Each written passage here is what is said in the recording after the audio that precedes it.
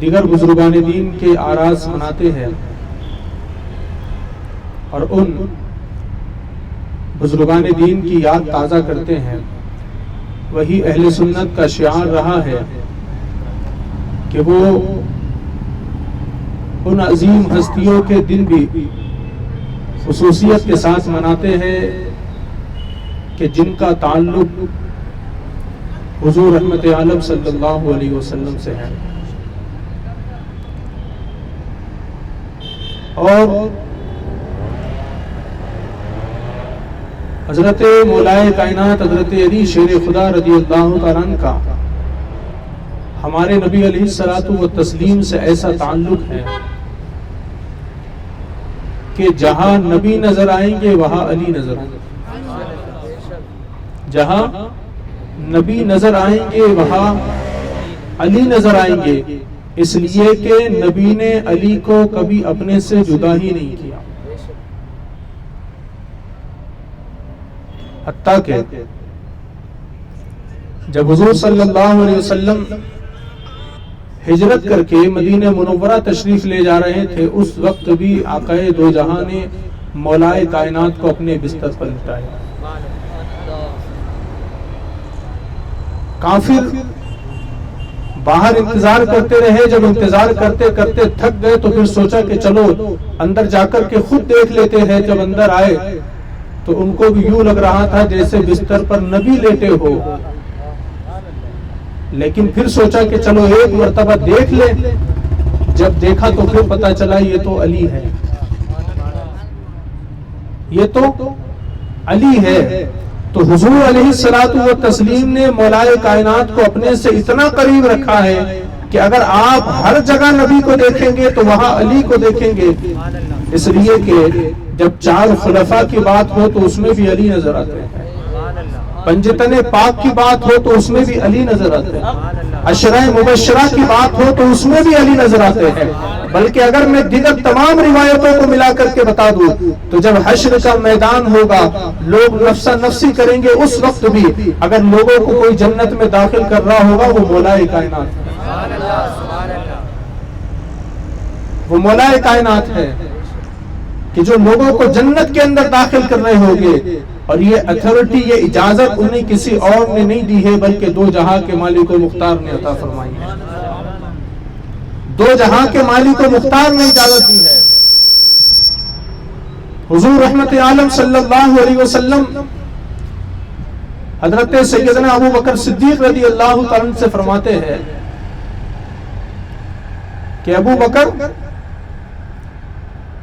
کیا تم جانتے ہو حشر کے میدان میں اللہ علی کو کیا مقام دے گا؟ تو حضرت سیدنا صدیق اکبر نے پوچھا، عرض کی یا رسول اللہ آپ بہتر جانتے، آپ بتائیے۔ تو حضور رحمت عالم نے فرمایا کہ محشر میں اللہ علی کو وہ مقام دے گا کہ علی جسے چاہے گا اسے جنت میں داخل کر دے گا، علی جسے چاہے گا اسے جنت میں داخل کر دے گا۔ اللہ اکبر۔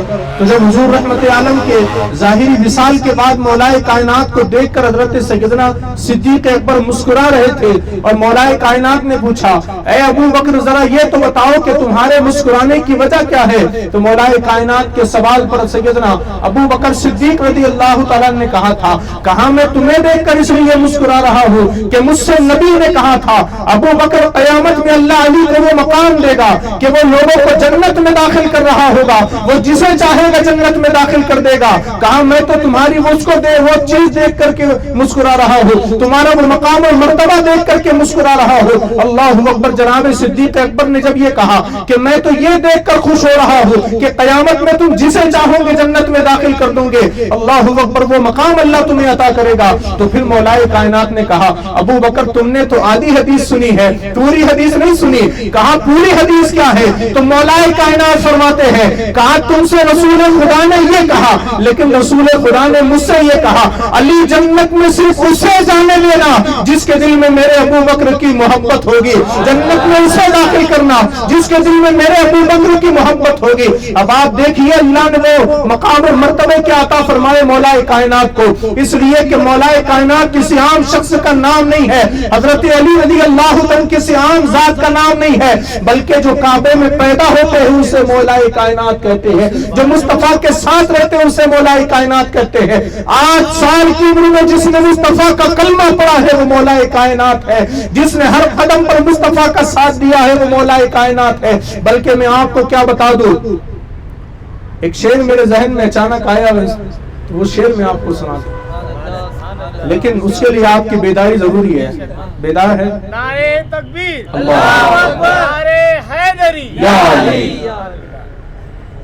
شعر یہ ہے کہ سفر طویل ہے راہ نجات چھوٹی ہے، سفر طویل ہے راہ نجات چھوٹی ہے، علی کا ذکر بہت ہے حیات چھوٹی ہے۔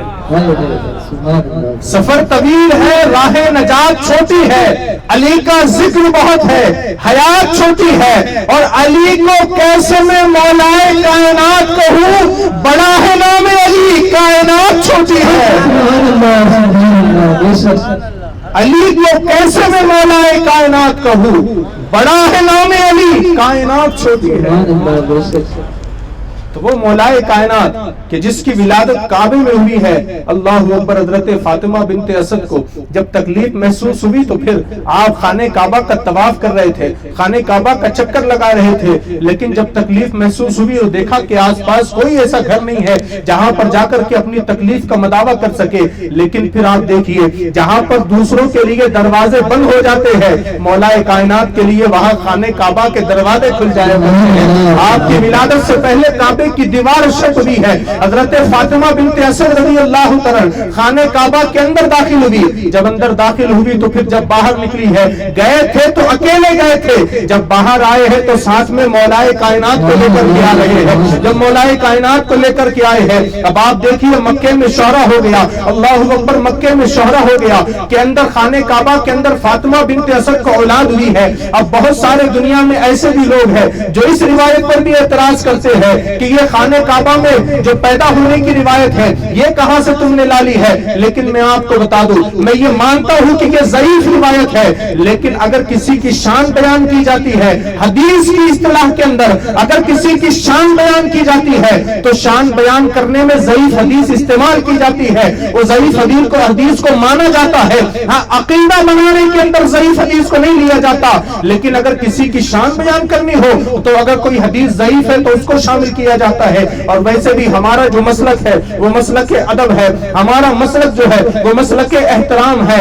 آئیے میں آپ کو بتاتا ہوں، مولا کائنات کی ولادت جو ہے وہ خانہ کعبہ کے اندر پہ آپ کی ولادت ہوئی ہے، اور جب ولادت ہو گئی ہے اس کے بعد مکے کے اندر شہرہ مچ گیا کہ فاطمہ بنت اسد کو اولاد ہوئی ہے، وہ بھی خانہ کعبہ میں اولاد ہوئی ہے۔ جب کچھ دن گزرے، 3 دن جب گزرے ہیں، لیکن پھر اب پریشانیاں بڑھنے لگی تھی۔ پہلے تو خوشی کا ماحول تھا کہ اولاد ہوئی ہے، لڑکا ہوا ہے، لیکن پھر دھیرے دھیرے مشکلات بڑھنی شروع ہو گئی، پریشانیاں بڑھنی شروع ہو گئی، لوگ دیکھتے تو پھر لوگ سوچنے پر مجبور ہو جاتے، آخر یہ جو بچہ پیدا ہوا ہے یہ بچہ اپنی آنکھیں کیوں نہیں کھولتا، یہ بچہ جو پیدا ہوا ہے اس کی آنکھیں کیوں نہیں کھلتی، کہیں یہ بچہ نابینا تو پیدا نہیں ہو گیا۔ اللہ اکبر، ابھی لوگوں کے اندر یہ باتیں گفتگو چل رہی تھی کہ کہیں یہ بچہ نابینا تو پیدا نہیں ہوا، اس لیے کہ 1 دن نہ صحیح، 2 دن نہ صحیح، 3 دن گزر گئے لیکن یہ بچے نے آنکھ نہیں کھولی ہے، کہیں یہ بچہ نابینا تو پیدا نہیں ہوا، کہیں یہ اتنا خوبصورت بچہ، اتنا حسین بچہ پیدا ہوا ہے، لیکن کہیں ایسا تو نہیں کہ اس کے اندر نابینا ہونے کا عیب موجود ہو۔ جب یہ پریشانیاں بڑھنے لگی تو پھر خبر پہنچی 2 جہاں کے مالک و مختار کے پاس، مدینے کے تاجدار کے پاس خبر پہنچی یہ معاملہ ہے۔ حضور رحمت عالم کو جب پتا چلا، حضور رحمت عالم تشریف لائے ہیں، جب تشریف لائے ہیں تو پھر میرے مصطفیٰ نے میرے حبیب کبریا نے آقائد و عالم نے حضور رحمت عالم نے جب مولا کائنات کو اپنی گود میں لیا ہے۔ اب آپ دیکھیے تو صحیح، وہ مصطفیٰ نے جب مولا علی کو اپنی گود میں لیا ہوگا تو کیا سما ہوگا، کیا منظر ہوگا، اس لیے کہ اگر آج ہم مصطفیٰ کا نام لے لے تو منہ میٹھا ہو جاتا ہے، اگر اس وقت مصطفیٰ نے جب میرے مولا کو اپنی گود میں لیا ہوگا اس وقت کا منظر کیا ہوگا، اس وقت کا عالم کیا ہوگا۔ اس لیے کہ اگر کوئی چھوٹی سی چیز بھی اگر مصطفیٰ سے لگ جاتی ہے تو اللہ اس کے مقام اور مرتبے کو بڑھا دیتا ہے۔ بلکہ میں آپ کو بتانا چاہتا ہوں، جب منبر نہیں بنا تھا مسجد نبوی کے اندر تو مصطفیٰ اپنے ہاتھ میں عصا لے کر کے خطبہ دیا کرتے تھے، لکڑی کا شجر کا ایک لکڑی لے کر کے مصطفیٰ خطبہ دیا کرتے تھے، لیکن جب منبر بن گیا تو مصطفیٰ نے لکڑی کو ایک طرف رکھ دیا، عصا کو ایک طرف رکھ دیا، اب منبر پہ چڑھ کر مصطفیٰ خطبہ دینے لگے، جب منبر پہ چڑھ کر خطبہ دینے لگے، لیکن روایت صحیح روایت ہے کہ جب مصطفیٰ خطبہ دینے لگے تو اچانک کہیں سے رونے کی آواز آنے لگی، اللہ اکبر، منبر پر خطبہ دے رہے ہیں لیکن کہیں سے رونے کی آواز آ رہی ہے، جب رونے کی آواز آئی ہے تو صحابہ دیکھ رہے ہیں آس پاس کہ کون ہے جو رو رہا ہے، لیکن کوئی رونے والا نظر نہیں آ رہا، آواز آ رہی ہے رونے والا نظر نہیں آ رہا، لیکن جب مصطفیٰ نے دیکھا تو مصطفیٰ سمجھ گئے کون رو رہا ہے، اللہ اکبر، منبر سے نیچے اترے مصطفیٰ، اور اترنے کے بعد مصطفیٰ اس لکڑی کے پاس گئے جس عصا کو لے کر کے حضور رحمت عالم خطبہ دیا کرتے تھے، اس عصا کے پاس گئے اور اس عصا کو لینے کے بعد میرے مصطفیٰ نے اس عصا کو بوسہ دیا، اس لکڑی کو بوسہ دیا، اور بوسہ دینے کے بعد دو جہاں کے مالک و مختار اس سے گفتگو کرنے لگے اور سوال پوچھنے لگے کہ تیرے رونے کی وجہ کیا ہے؟ اس لکڑی نے عرض کی یا رسول اللہ، پہلے آپ کے پاس منبر نہیں تھا تو آپ مجھے کو پکڑ کر کے خطبہ دیا کرتے تھے، اور یہ میرے لیے شرف کی بات ہوتی تھی کہ آقا دو جہاں مجھے پکڑ کر خطبہ دیا کرتے تھے، لیکن یا رسول اللہ جب سے منبر آیا ہے تب سے آپ نے مجھے پکڑا نہیں، ہاتھ نہیں لگایا، اس لیے مجھے رونا آ رہا ہے، اپنی بد نصیبی پر رونا آ رہا ہے۔ تو میرے مصطفیٰ نے اس سے کہا کیا تو خوش نہیں ہوگی کہ میں تجھے چاہوں تو جنت میں لگا دوں، جنت میں تجھے لگا دوں؟ تو وہ لکڑی نے کہا عرض کی یا رسول اللہ، اس سے بڑھ کر میری خوش نصیبی کیا ہوگی؟ صحیح روایت بخاری شریف کی، میرے مصطفیٰ نے کہا جا، آج سے میں نے تجھے جنت میں لگا دیا ہے۔ وہ لکڑی کو مصطفیٰ نے جنت میں لگایا، اس کے بعد اس کی تشریح کرتے ہوئے علماء کرام نے بیان کیا کہ وہ لکڑی کو اللہ نے کتنے مقام و مرتبے عطا کر دیے کہ اللہ نے اسے جنت میں داخل کر دیا ہے، لکڑی لیکن جنت میں داخل ہو گئی۔ آخر جنت میں داخل ہونے کی وجہ کیا ہے؟ تو معلوم پڑتا ہے وجہ یہ ہے کہ میرے مصطفیٰ نے اسے جنت میں لگایا،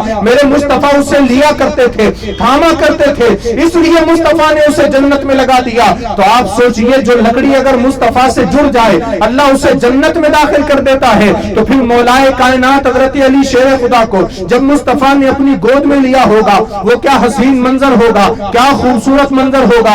اس لیے کہ ایک طرف امام الانبیاء ہے جس نے اپنی گود میں امام الاولیاء کو لے رکھا ہے، بلکہ میں آپ کو بتا دوں ہمارے بزرگان دین نے اپنی کتابوں کے اندر یہ لکھا ہوا ہے کہ اللہ تبارک و تعالیٰ نے مولا کائنات کو وہ مقام اور مرتبہ عطا فرمایا ہے کہ نہ صرف اس امت کے اندر، اس امت میں مولا کائنات ہر ولی کے سردار تو ہے، لیکن جب مولا کائنات ظاہری طور پر پیدا نہیں ہوئے تھے اس سے پہلے جو امتیں گزری ہے ان امتوں کے اندر بھی جو ولی بنا ہے وہ مولا کائنات کی روح کے صدقے میں بنا ہے، مولا کائنات کی روح کے فیضان سے ولی بنا ہے۔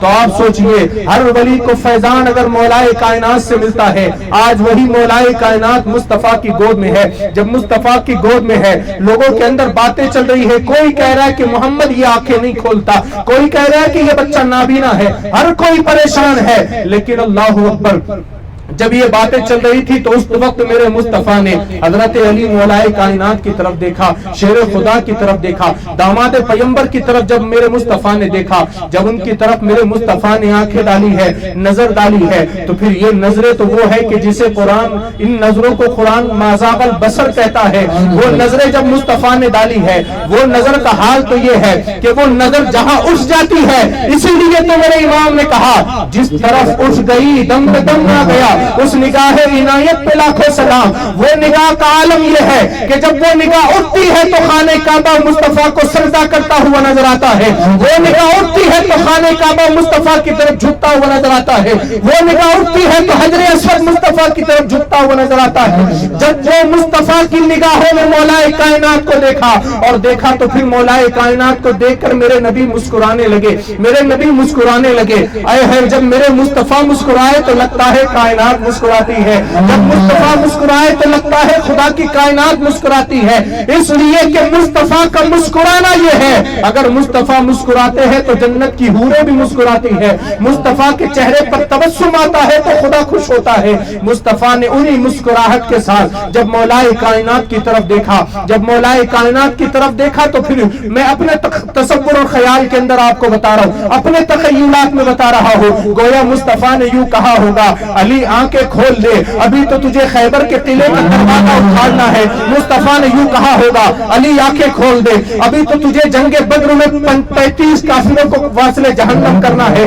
علی آنکھیں کھول دے, ابھی تو تجھے میرے دین کو سنبھالنا ہے. علی آنکھیں کھول دے, اس لیے کہ ابھی تجھے حسین کو پیدا کرنا ہے. علی آنکھیں کھول دے, اس لیے کہ تجھے ابھی حسن کو پیدا کرنا ہے. علی آنکھیں کھول دے, اس لیے کہ تجھے میری نسل کو آگے بڑھانا ہے. علی آنکھیں کھول دے. ابھی مصطفیٰ نے مولائے کائنات سے یوں کہا ہوگا, جب ابھی یوں کہا ہی میرے مصطفیٰ نے کہ ادھر مولائے کائنات نے آنکھیں کھول دی اور عرض کی یا رسول اللہ, یہ آنکھیں میں نے یوں ہی بند نہیں کی تھی, بلکہ میری تمنا یہ تھی کہ جب میں دنیا میں آؤں اور اپنی آنکھیں کھولوں تو سب سے پہلے کسی اور کو نہ دیکھوں, مدینے کے تاجدار کو دیکھوں, آقا تو جہاں کو دیکھوں. کہ یا رسول اللہ, آنکھ کھولنے کو تو میں 3 دن پہلے کھول دیتا, لیکن اس لیے نہیں کھولا کہ آپ کا چہرہ سامنے نہیں تھا.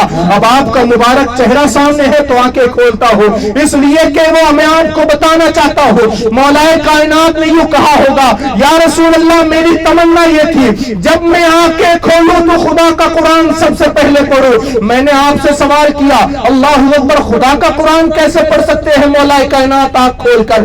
اس لیے کہ میرے مصطفیٰ کو خدا نے قرآن میں میرے مصطفیٰ کے چہرے کو والضحیٰ کہا ہے, مصطفیٰ کی آنکھوں کو ما زاغ البصر کہا ہے, مصطفیٰ کی زلفوں کو واللیل کہا ہے, مصطفیٰ کے سینے کو علم نشرہ کہا ہے, مصطفیٰ کے چلنے کو قرآن میں ذکر کیا ہے. تو گویا یوں علی کہہ رہے ہو, یا رسول اللہ آنکھیں نہیں کھولوں گا, لیکن جب کھولوں گا تو خدا کا قرآن دیکھوں گا, خدا کا کلام پڑھوں گا, خدا کے کلام کی تلاوت کروں گا. اللہ اکبر. مولائے کائنات نے آنکھیں کھولی ہے. جب آنکھیں کھولی ہے اس کے بعد آپ دیکھیے مصطفیٰ مولائے کائنات کو زیادہ اپنی محبت کرنے لگے, زیادہ سنبھالنے لگے. اس کے بعد مصطفیٰ دو جہاں کی جب شادی ہو گئی, حضرت سیدنا خطیۃ الکبریٰ سے نکاح ہوا, اس کے بعد مصطفیٰ علیہ الصلوۃ والتسلیم نے 15 سال بعد اعلان نبوت کیا. جب اعلان نبوت ہو گیا تو پھر اس کے بعد مولائے کائنات کی عمر 8 سال کی تھی. جیسا کہ آپ نے ابھی سنا کہ مصطفیٰ نے جب اعلان کیا تو سب سے پہلے کلمہ پڑھنے والے مولائے کائنات ہے, بچوں کے اندر سب سے پہلے اسلام قبول کرنے والے مولائے کائنات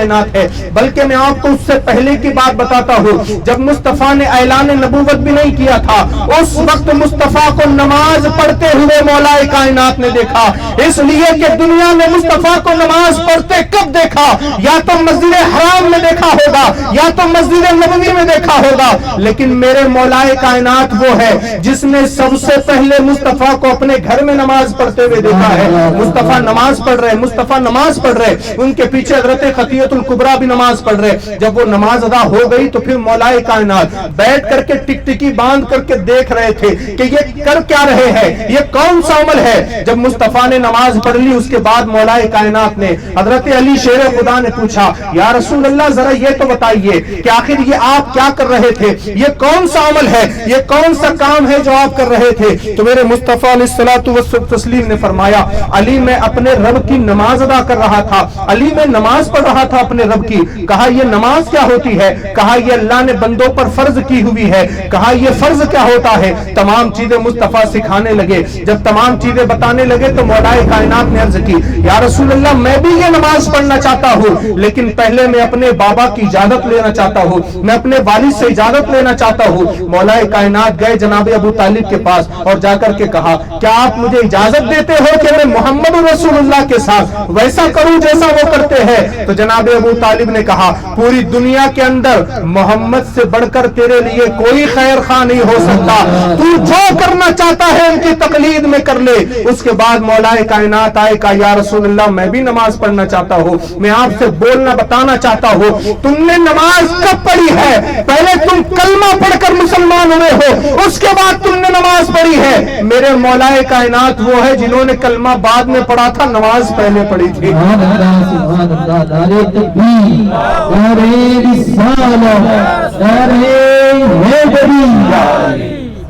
مولائے کائنات مصطفیٰ کو دیکھ کر نماز پڑھنے لگے. اور میں آپ کو بتا دوں مولائے کائنات کو جب مصطفیٰ نے لیا تھا نا تو آقائے دو جہاں حضور رحمت عالم حضرت عباس کو لے کر کے گئے اپنے ساتھ اور جناب ابو طالب کے گھر.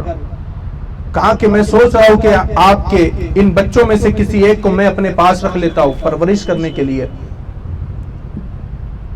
تو جناب ابو طالب نے کہا ٹھیک ہے آپ جسے چاہے آپ لے لیں اپنی اس میں تربیت میں.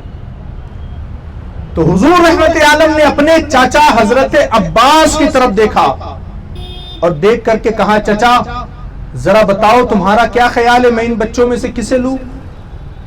تو حضرت عباس نے کہا یہ بتانے والی کیا بات ہے، ساری دنیا جانتی ہے آپ علی ہی کو لیں گے. ساری دنیا جانتی ہے اس لیے کہ ساری دنیا نے علی سے آپ کی محبت دیکھی ہے کہ آپ علی ہی کو لیں گے. اللہ اکبر. جب یہ بات کہی نا تو اس کے بعد مصطفیٰ رحمت عالم صلی اللہ علیہ وسلم نے حضرت علی کو آواز دی. اور جب حضرت علی قریب آئے نا تو ابھی آپ کی عمر کتنی تھی؟ بہت چھوٹی عمر تھی آپ کی. جب مصطفیٰ کے قریب آئے نا تو حضور کھڑے ہوئے تھے لیکن وہ میرے مولائے کائنات کی ذات ہے کہ جس کے لیے مصطفیٰ اپنے گھٹنوں پر بیٹھے. حضور گھٹنوں پر بیٹھے اور علی کو آواز دی کہ علی ادھر آؤ. جب مصطفیٰ نے آواز لگائی تو مولائے کائنات فرماتے میں دوڑتے ہوئے مصطفیٰ کے سینے سے جا لگا. میں دوڑتے ہوئے مصطفیٰ کے سینے سے جا لگا. اللہ اکبر. جب حضرت علی رضی اللہ تعالی حضور رحمت عالم کے سینے سے لگے تو پھر میرے نبی نے کہا علی تمہارا کیا خیال ہے میرے ساتھ چلو گے میرے گھر؟ کہا یا رسول اللہ یہ گھر یا وہ گھر سبھی تو آپ کے گھر ہے. اس لیے کہ دنیا کو خیرات ملتی ہے تو آپ کے صدقے میں ملتی ہے. اس لیے کہ یا رسول اللہ اوروں کو ملا ہے تو مقدر سے ملا ہے، مجھ کو تو مقدر بھی تیرے در سے ملا ہے. کہ آپ جو بہتر سمجھے. حضور رحمت عالم مولائے کائنات کو لے کر کے آئے اپنے گھر میں. اور آپ سوچئے 8 سال کی عمر تھی مولائے کائنات کی جب سے مصطفیٰ کے ساتھ رہنے لگے. اور آپ سوچئے تو صحیح جس نے مصطفیٰ کو چند لمحوں کے لیے دیکھا اللہ نے اسے ایسا مقام کر دیا کہ پھر اب اس پر جنت کو اللہ نے واجب کر دیا.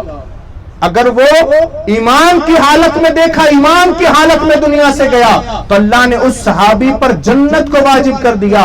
اب آپ سوچئے مولائے کائنات تو بچپن سے میرے نبی کے ساتھ رہا کرتے تھے، بچپن سے رہا کرتے تھے ساتھ. بلکہ میں آپ کو مولا علی کی شان بتاتے ہوئے یہ کہنا چاہتا ہوں جنگ بدر کا میدان ہے.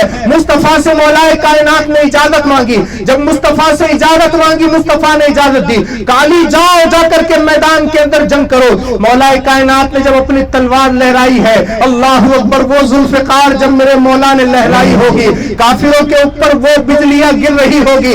مولا علی نے جب وہ ذوالفقار کو لہراتے ہوئے میدان میں قدم رکھا ہے اس کے بعد یکے بعد دیگرے کافروں کو قتل کرتے رہے ہیں حتیٰ کہ جنگ بدر کے اندر تمام صحابہ نے 70 کافروں کو واصل جہنم کیا لیکن آدھے اکیلے مولا کائنات نے واصل جہنم کیا.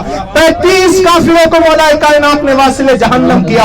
اللہ اکبر. بلکہ ایک بار تو میرے مصطفیٰ نے بھی دیکھا تھا اللہ اکبر حضرت علی نے وہ تلوار لہرائی اور ایک کافر کے سر پر وہ تلوار کو جب مارا. جب تلوار اس کے سر پر مارا تو وہ تلوار سر پھاڑتے ہوئے گلے تک آیا، گلا پھاڑتے ہوئے پیٹ تک آیا. پیٹ چیرتے ہوئے تلوار جب زمین پر لگی ہے تو روایتوں میں لکھا گیا ہے مولا کائنات کی تلوار جب زمین پر لگی ہے تو زمین ہلنے لگی ہے. مولا کائنات کی طاقت سے زمین ہلنے لگی ہے. جب مصطفیٰ نے علی کا وہ وار دیکھا تو پھر یوں کہا کہ اگر آج رات پورے لوگ مل کر کے رات بھر نفل نمازیں بھی پڑھے تب بھی اللہ انہیں وہ ثواب نہ دے گا جو ثواب اللہ نے علی کو یہ تلوار کے وار میں عطا فرمایا ہے. اس تلوار کے وار میں اللہ نے علی کو جو ثواب دیا ہے اگر تمام عابد مل کر کے نفل عبادتیں پڑھے تب بھی اللہ انہیں وہ ثواب نہ دے گا جو اللہ نے علی کو ثواب دیا ہے. آپ سمجھتے کیا ہے مولا کائنات کی ذات کو؟ ایک طبقہ وہ ہے جنہوں نے مولا کائنات سے بغاوت کر رکھی ہے، ایک طبقہ وہ ہے جنہوں نے مولا کائنات کو سب کچھ بنا رکھا ہے. اللہ اکبر. بلکہ ان کا عقیدہ دھیرے دھیرے بگڑے گا اور آپ دیکھیں گے آج جو کسی اور کے دامن میں چھپ کر کے مولا علی کی بات کرتے ہیں اور لوگوں کے سامنے کہتے ہیں کہ ہم تو اہل سنت والجماعت والے ہیں، ہمارا شیعوں سے کوئی تعلق نہیں ہے، لیکن آج جو ان کے اندر کے عقیدے تمہارے سامنے آ رہے ہیں. آپ میرے جملوں کو یاد رکھنا. ایک وقت وہ آئے گا کہ یہ اہل بیت اور مولا کائنات کی محبت کا دعویٰ کرتے کرتے ایسے اندھے ہو جائیں گے, ان کے عقیدے بھی پھر شیعوں کے جیسے بن جائیں گے, رافضیوں کے جیسے بن جائیں گے. اس لیے کہ آپ کیا سوچتے ہو, جب دنیا کے اندر کوئی بات نہیں چھپ سکتی تو کسی کا عقیدہ کیسے چھپ سکتا ہے؟ ایک وقت آئے گا آپ دیکھیں گے جو آج کسی اہل سنت کی چولی میں اور دامن میں چھپ کر کے اپنے آپ کو بچانے کی کوشش کرتے ہیں, وہ وقت آئے گا کہ ان کے چہرے ظاہر ہو گے اور تب ہماری آنے والی نسلیں کہیں گے کہ ہاں ہمارے باپ داداؤں نے ان کے بارے میں صحیح کہا تھا. اس لیے کہ یا تو کوئی رافضی بن رہا ہے یا تو کوئی نیم رافضی بنتا جا رہا ہے. لیکن الحمدللہ ہم جس محفل میں بیٹھے ہیں, ہم جس مجلس میں بیٹھے ہیں, یہ مجلس کی شان تو اور عظمت تو وہ ہے کہ یہاں پر بیٹھے ہیں تو ہم اٹھتے ہوئے بیٹھتے ہوئے یوں کہتے ہیں اہل سنت کا ہے بیڑا پار, اصحاب حضور نجم ہے اور ناؤ ہے, اطرت رسول اللہ کی. ہماری محفل تو یہ ہے. بلکہ میں آپ کو بتا دوں اصل علی سے محبت کرنے والے ہم لوگ ہیں. اس لیے کہ جس صحابی کی حدیث کو سب بیان کرتے ہیں, اس صحابی کی حدیث کو تو سب بیان کرتے ہیں لیکن اس کو صحابی ماننے کو کوئی تیار نہیں ہے. لیکن اہل سنت والے اس کو صحابی بھی مانتے ہیں, اس صحابی کی حدیث کو بھی مانتے ہیں. اس صحابی کا نام حضرت ابو سعید خدری رضی اللہ تعالی.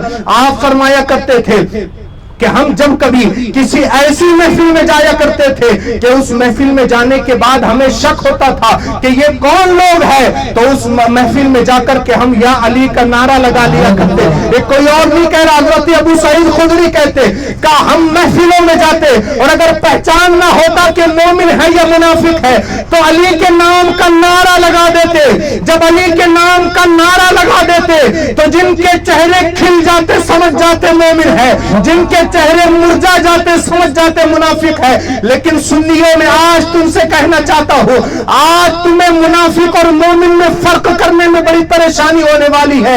اس لیے کہ جو آج رافضی بنے بیٹھے ہیں وہ بھی مولا کائنات کے نام سے خوش ہوتے ہیں, وہ بھی مولا کائنات کے نام سے ان کے چہروں پر مسکراہٹ آتی ہے. لیکن آج کسی کو پہچاننا اتنا آسان نہیں ہے. اگر پہچاننا ہے کسی کو تو پھر ایک آپ کو دے رہا ہوں پہچاننے کا نسخہ. اگر پہچاننا ہے تو اس وقت پہچان سکتے ہو.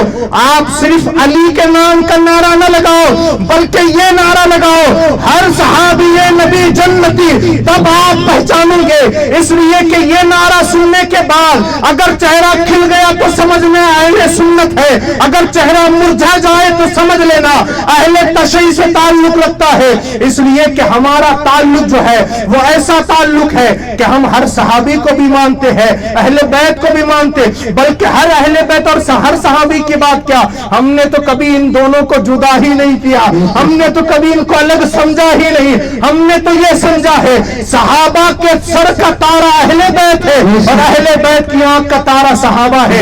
اس لیے کہ جو صحابی ہے وہ مصطفیٰ کو دیکھ کر کے صحابی بنا ہے. بلکہ میں آپ کو بتانا چاہتا ہوں ان صحابہ کے اندر اتفاق اور اتحاد کیا تھا, الفت و پیار کیا تھا. اللہ اکبر. جنگ بدر کا موقع ہے لیکن مسلمانوں کے پاس کوئی پرچم نہیں, مسلمانوں کے پاس کوئی جھنڈا نہیں. آج دیکھیے نا, اگر ہم جلوس نکالتے ہیں تو تقریباً لوگوں کے ہاتھ میں جھنڈا ہوتا ہے. اگر ہم کسی ریلی میں جاتے ہر کسی کے ہاتھ میں جھنڈا ہوتا ہے. کہا یہ جھنڈا کیوں ہے تمہارے ہاتھ میں؟ تو ہر کوئی کہے گا جھنڈا اس لیے ہے تاکہ پہچان ہو جائے کون سی پارٹی والا ہے, کون سی جماعت والا ہے, اس لیے جھنڈا ہمارے ہاتھ میں ہے. اللہ اکبر. لیکن جنگ بدر میں جب گئے نا تو جھنڈا نہیں تھا مسلمانوں کے پاس, اس لیے کہ مسلمان اس سے پہلے جنگ میں آئے نہیں تو جھنڈا ہاتھ میں نہیں تھا. جب جھنڈا نہیں تھا تو پھر کسی نے عرض کی یا رسول اللہ جب کافروں کے پاس پرچم ہے تو ہمارے پاس بھی ہونا چاہیے, ہمارے پاس بھی پرچم ہونا چاہیے. اللہ اکبر. کہا رسول خدا نے پرچم کے لیے ایک کپڑا لگے گا اور ایک نیزے کے اندر اس کو پورا دیں گے, ہمارا پرچم بن جائے گا. اللہ اکبر. لیکن صحابہ نے عرض کی یا رسول اللہ اتنا بڑا پرچم لائیں گے کہاں سے؟ مصطفیٰ نے کہا رکو میں اپنے خیمے سے جا کر کے لے آتا ہوں. اللہ اکبر. مصطفیٰ جنگ بدر میں اپنے خیمے میں گئے پرچم لینے کے لیے, لیکن وہ خیمہ کس کا تھا؟ وہ خیمہ تھا سیدہ عائشہ صدیقہ رضی اللہ تعالیٰ عنہ کا. اندر گئے جا کر مصطفیٰ نے کہا عائشہ کیا تمہارے پاس کوئی صاف دوپٹہ ہے؟ عرض کی یا رسول اللہ ہے رکھا ہوا. وہ اٹھایا، عرض کی یا رسول اللہ یہ دوپٹہ ہے۔ مصطفیٰ نے وہ دوپٹہ لیا، لینے کے بعد نیزے پر باندھا، اور باندھنے کے بعد جب وہ پرچم بن گیا، جب وہ جھنڈا بن گیا، اب آپ دیکھیے وہ دوپٹہ کس کا ہے؟ وہ سیدہ عائشہ کا دوپٹہ ہے، ابو بکر صدیق کی بیٹی کا دوپٹہ ہے۔ لیکن آپ دیکھیے وہ پرچم والا دوپٹہ مصطفیٰ نے کس کے ہاتھ میں دیا؟ جنگ بدر کے میدان میں مصطفیٰ نے وہ پرچم والا دوپٹہ حضرت علی شیر خدا کے ہاتھ میں دیا۔ اب آپ دیکھیے جو اپنے گھر کے دوپٹے کو مولا کائنات کے ہاتھ میں دے رہا ہو تو سوچو کتنا بھروسہ ہوگا مصطفیٰ کو کہ ابو بکر صدیق کی بیٹی کا دوپٹہ مولا کائنات کے ہاتھ میں دیا جا رہا ہے۔ اور پھر آپ دیکھیے مصطفیٰ نے جب وہ پرچم دیا ہے تو مصطفیٰ جانتے تھے ہو نہ ہو یہ پرچم میں نے علی کے ہاتھ میں دیا ہے، علی اسلام کی بھی لاج رکھے گا، علی عائشہ کے دوپٹے کی بھی لاج رکھے گا۔ اور وہی پرچم تھا جو چلتا چلتا جب پہنچا ہے تو کربلا میں میرے حسین کے ہاتھ میں پہنچا ہے، وہی پرچم تھا جو چلتا چلتا جناب عباس کے ہاتھ میں پہنچا ہے، وہی پرچم تھا جو چلتا چلتا تمام اہل بیت کے چاہنے والوں کے ہاتھ میں پہنچا ہے۔ اللہ اکبر۔ مصطفیٰ نے مصطفیٰ نے حضرت عائشہ صدیقہ کا دوپٹہ مولائے کائنات کے ہاتھ میں دیا۔ سوچے تو صحیح محبت کا عالم کیا ہوگا، الفت کا عالم کیا ہوگا۔ اس لیے کہ اگر میں آج کا دور بتا دوں تو جلدی سے ہم اپنی گوشت کی تھیلی کسی کے ہاتھ میں نہیں دیتے، اس لیے کہ جس پر بھروسہ نہیں ہوتا اس کے ہاتھ میں گوشت کی تھیلی نہیں دیتے۔ لیکن اللہ اکبر، جنگ بدر میں مصطفیٰ نے عائشہ صدیقہ کا دوپٹہ مولائے کائنات کے ہاتھ میں دیا، اس لیے کہ مصطفیٰ جانتے تھے اگر خیبر کو کوئی فتح کر سکتا ہے وہ علی ہے، اگر وہ جنگ بدر میں مقابلہ کر سکتا ہے وہ علی ہے۔ اللہ اکبر۔ میں عرض کرنے لگا تھا جب حضرت علی کی ولادت ہوئی اور اس کے بعد مصطفیٰ کے گھر رہنے لگے، جب جوان ہوئے اس کے بعد عالم یہ ہو گیا کہ پھر حضرت سیدنا صدیق اکبر ہے، عمر فاروق ہے، عثمان غنی ہے، تینوں نے حضرت علی کو بلایا اور بلانے کے بعد کہا اے علی ذرا ہماری بات تو سنو۔ کہا بتاؤ۔ کہا تمہاری عمر ہو گئی ہے شادی کی، اب تمہاری بھی شادی ہو جانی چاہیے۔ اللہ اکبر۔ مولائے کائنات نے کہا لیکن میرے پاس تو گھر نہیں ہے، میرے پاس ساز و سامان نہیں ہے، کون مجھے اپنی بیٹی دے گا؟ حضرت سیدنا صدیق اکبر نے کہا مجھے لگتا ہے مصطفیٰ تمہارے ہی انتظار میں بیٹھے ہوئے ہیں،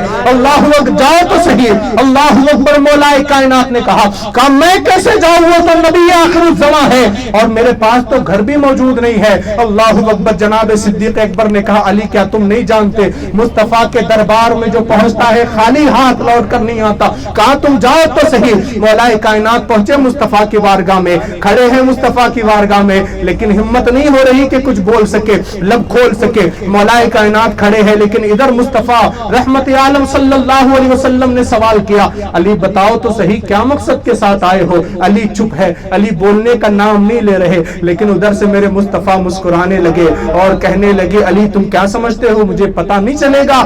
علی تم گھر سے بعد میں نکلے تھے، اللہ نے پہلے مجھے خبر کر دی، تم بعد میں نکلے، اللہ نے مجھے پہلے خبر کر دی۔ علی بتاؤ مقصد کیا؟ خاموش رہے۔ کہا یا رسول اللہ جب آپ کو پتا چل گیا ہے تو میں کیا بولوں؟ میں تو آنا نہیں چاہتا تھا لیکن وہ ابو بکر عمر اور عثمان نے مجھے یہاں پر بھیج دیا ہے، اللہ اکبر، میں نہیں آنا چاہتا تھا۔ تو میرے نبی نے کہا علی یہاں تم کیا نہیں آنا چاہتے تھے؟ اللہ نے تمہارا اور فاطمہ کا نکاح تو آسمان میں کرا دیا ہے، اللہ نے تمہاری جوڑی تو آسمان میں مقرر کر دی ہے، پھر یہاں پر تم نہیں آنا چاہتے تھے، کیا مقصد ہے؟ کہا تمہارا تو اللہ نے فیصلہ کر دیا ہے۔ اس کے بعد مصطفیٰ نے مولائے کائنات کا نکاح کرایا اپنی چہیتی بیٹی، اور کیسی بیٹی جو سیدہ ہے، طیبہ ہے، طاہرہ ہے، زاہدہ ہے، عابدہ ہے، اللہ اکبر، جو خاتون جنت ہے، جو خاتون قیامت ہے، جو خاتون جنت ہے، جو خاتون قیامت ہے۔ بلکہ میں فاطمہ الزہرا کی بات نکلی تو آپ کو ادب کے ساتھ بتانا چاہتا ہوں۔ ایک روایت میں نے کبھی پڑھی تھی کہ قیامت کا دن ہوگا، قیامت کے دن سب نفس نفسی کے عالم میں ہوگے، لیکن اس وقت جب خاتون جنت فاطمہ الزہرا جنت میں داخل ہو رہی ہوگی تو خدا کی طرف سے ایک بندہ ندا دے گا اور کہے گا لوگوں اپنے سروں کو جھکا دو، اس لیے کہ نبی کی بیٹی فاطمہ یہاں سے گزرنے والی ہے۔ وہ حشر کا میدان ہوگا، نفسا نفسی کے عالم میں خدا کا ندائی، خدا کا بندہ ایک بندہ ندا دے گا، کہے گا. لوگوں اپنے سروں کو جھکا دو, کوئی پوچھے گا کیا ہونے والا ہے, اللہ اکبر تو آواز آئے گی. اب یہاں سے جنت میں سیدہ طیبہ طاہرہ زاہدہ عابدہ گزرنے والی ہے, وہ جنت میں جانے والی ہے. اہل محشر کو حکم ہوگا اپنے سروں کو جھکا دو. وہ مقام اور مرتبہ اللہ نے فاطمہ الزہرا کو دیا ہے, اور نبی نے وہی اپنی چہیتی بیٹی مولائے کائنات کے نکاح میں دی ہے. مولائے کائنات کے نکاح میں دی ہے. نعرہ تکبیر, نعرہ رسالت,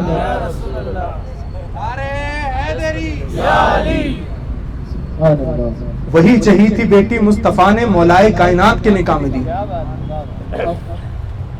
ہم عالم تخیلات میں سوال کریں کہ آخر فاطمہ الزہرا کے لیے علی کا چین کیوں کیا گیا, علی کو کیوں چنا گیا؟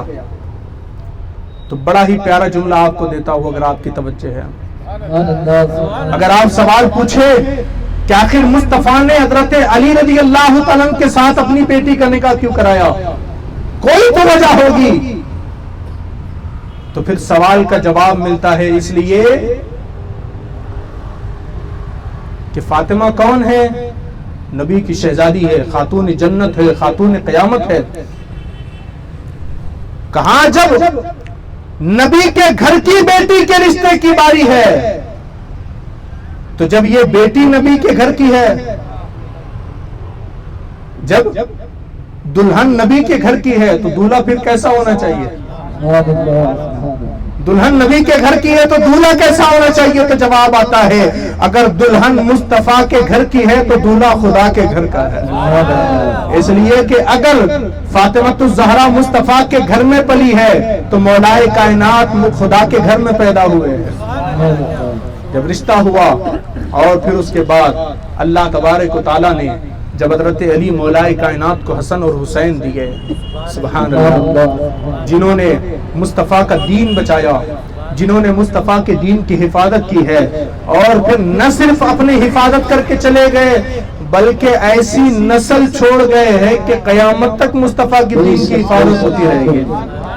یہ سلسلہ کبھی ختم نہیں ہوگا. جب وقت پڑے گا تو کربلا میں امام حسین آئیں گے, وقت پڑے گا تو امام زین العابدین آئیں گے, وقت پڑے گا تو امام باقر آئیں گے, وقت پڑے گا تو امام جعفر آئیں گے, اور اگر وقت پڑے گا تو سیدنا مختوم اشرف جہانگیر سمنانی آئیں گے, جب وقت پڑے گا تو خواجہ خواجگاہ حضور معین الدین چشتی تشریف لائیں گے, جب وقت پڑے گا تو قطب الدین بختیار کاکی آئیں گے, جب وقت پڑے گا تو بابا فرید الدین گنج شکر آئیں گے, جب وقت پڑے گا تو نظام الدین اولیاء محبوب الہی آئیں گے, جب وقت پڑے گا تو نصیر الدین چراغ دہلوی آئیں گے, جب وقت پڑے گا تو حضرت خواجہ بندہ نواز آئیں گے, جب وقت پڑے گا تو حضرت بابا برہان الدین غریب آئیں گے, جب وقت پڑے گا تو حضرت میاں زرزری زربخش دولہ آئیں گے.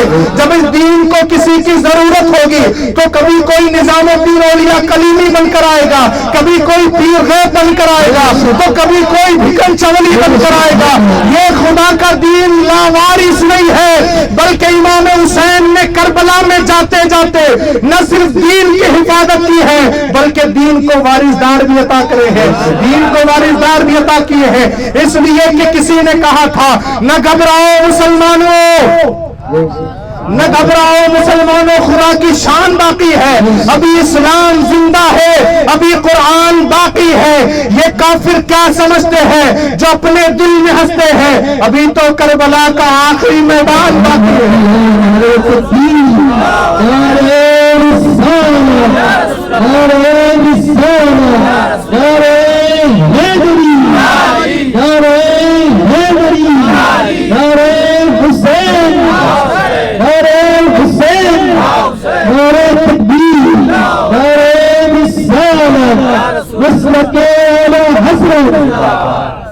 نعرہ حیدری پہ ایک شعر یاد آ گیا, بیدار ہیں آپ سب؟ سبحان اللہ یا رسول اللہ. کتنے لوگ سو رہے ہیں یا رسول اللہ؟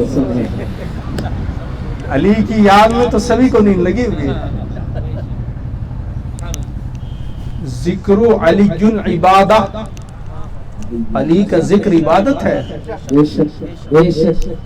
ایک شعر یاد آ گیا, اگر توجہ ہے تو بتانا چاہتا ہوں کہ تصویر کائنات کا آکاش ہے علی, تصویر کائنات کا آکاش ہے علی, دل کو جلا دے جو وہ احساس ہے علی، تصویر کائنات کا آکاش ہے علی، دل کو جلا دے جو وہ احساس ہے علی، اور اے بندہ مومن تیرا دل کیوں اداس ہے، نعرہ لگا کے دیکھ تیرے پاس ہے علی۔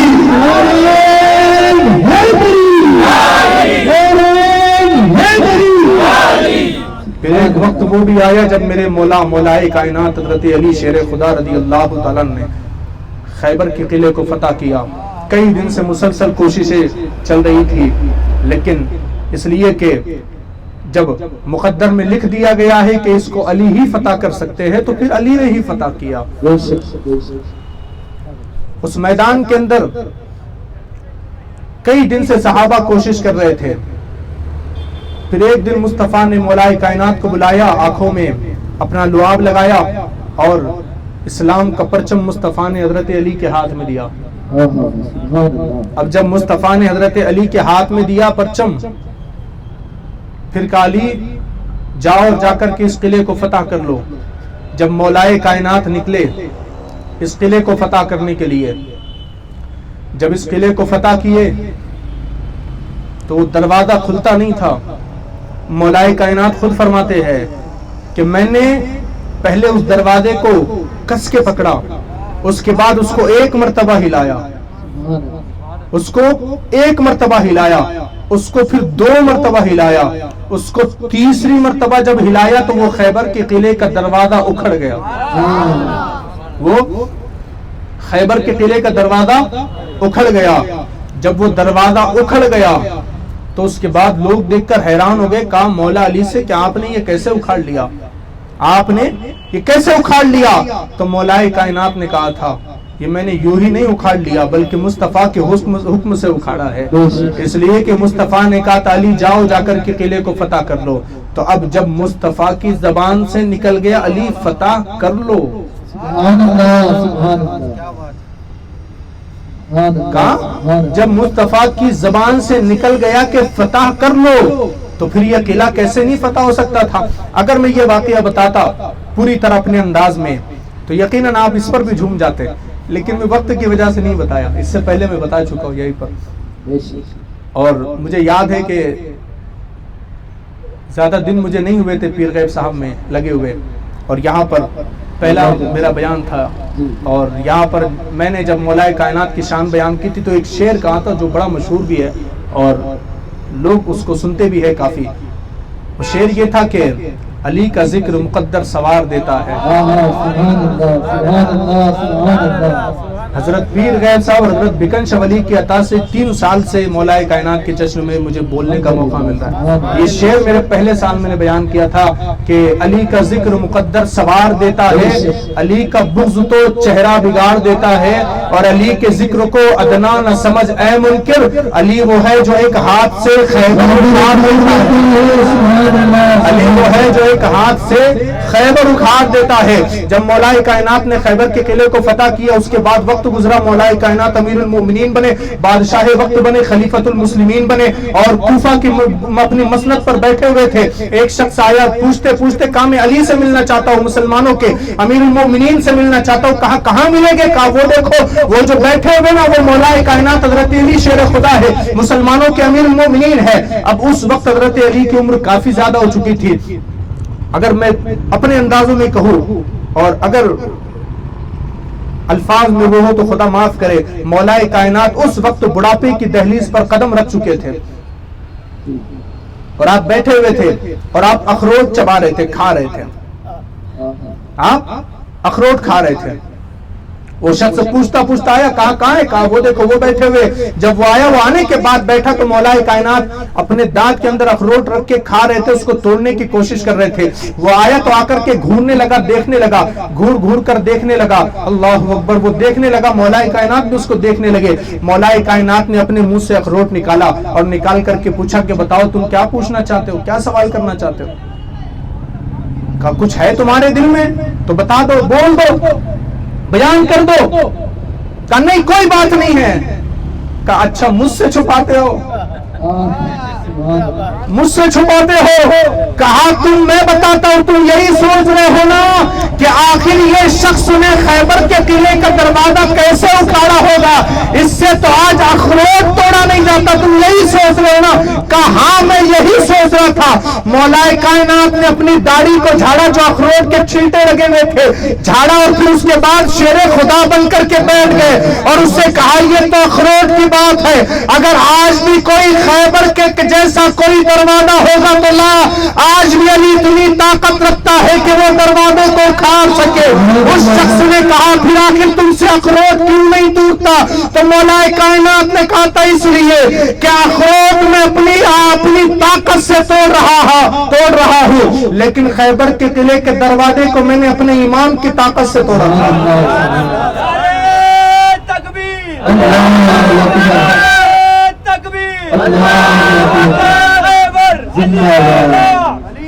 وہی دلیر یقیناً دلیر ہوتا ہے، وہی دلیر یقیناً دلیر ہوتا ہے کہ جس کے آگے زبردست زیر ہو۔ سید صاحب کی توجہ چاہتا ہوں، وہی دلیر یقیناً دلیر ہوتا ہے کہ جس کے آگے زبردست زیر ہوتا ہے۔ اور زمانے والوں یہ شیر خدا کا گھر ہے، یہاں انگوٹا چوستا بچہ بھی شیر ہوتا ہے۔